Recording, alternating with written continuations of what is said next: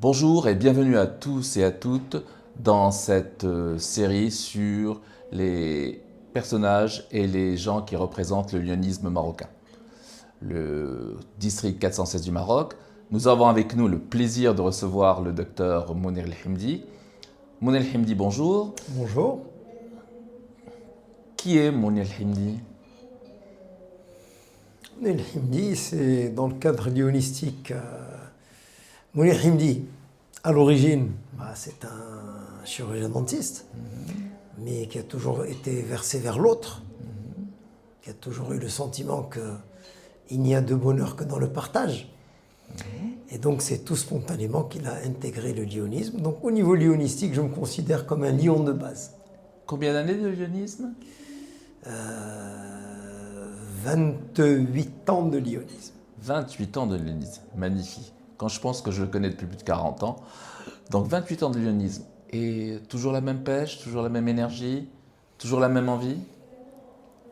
Tant qu'il y a des besoins, il y a toujours l'envie de servir, donc toujours la même passion. Qu'est-ce qui a changé depuis 28 ans?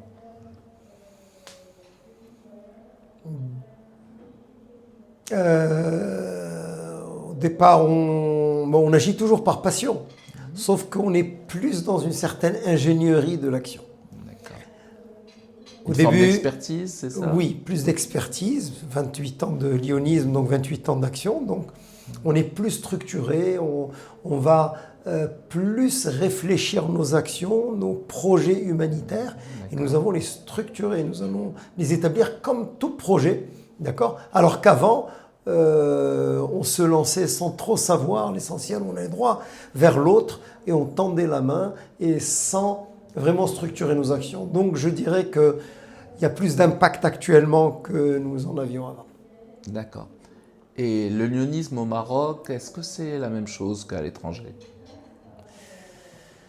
Alors, le lionisme, les fondements du lionisme sont les mêmes. Tout à fait. Mais l'action en elle-même.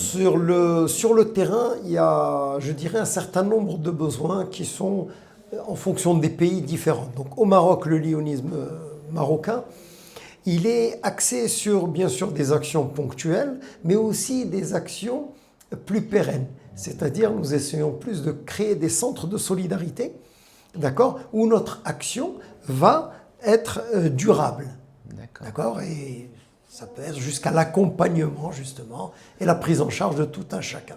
Je sais que vous avez un métier très prenant. Est-ce qu'on arrive à aménager du temps pour le lionisme? Parce que je sais que vous avez une autre passion, qui est le marathon. Est-ce qu'on arrive à faire les trois? Ou comment fait-on les trois? Tout est une histoire d'organisation. Les trois, je les fais avec passion. Mon métier, je le fais de manière passionnée. Le lionisme, je le fais dans l'amitié, justement, avec les autres lions, de manière passionnée. Créer quelque chose ensemble, faire quelque chose ensemble. Et puis, ma troisième passion, qui est le marathon, et que je fais de manière passionnée, avec des amis, et de manière toujours tout aussi structurée aussi. Est-ce que tu pensais que adhérer au lionisme, faire du social, est pas incompatible avec une activité prenante et qu'elle permet une forme d'accomplissement dans une vie de chacun?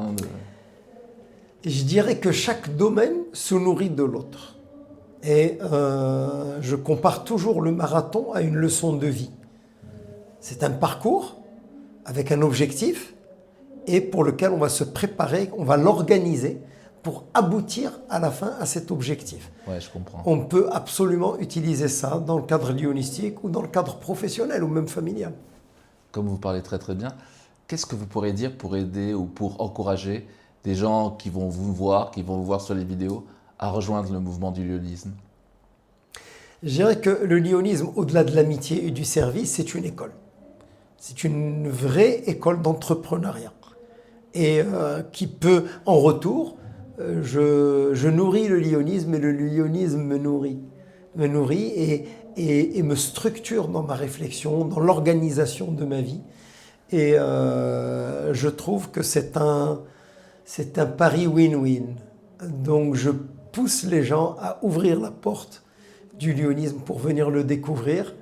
Et je suis sûr qu'ils y trouveront leur bonheur. Merci beaucoup, Dr Hamdi, et merci de nous avoir consacré ce petit moment. Merci à vous.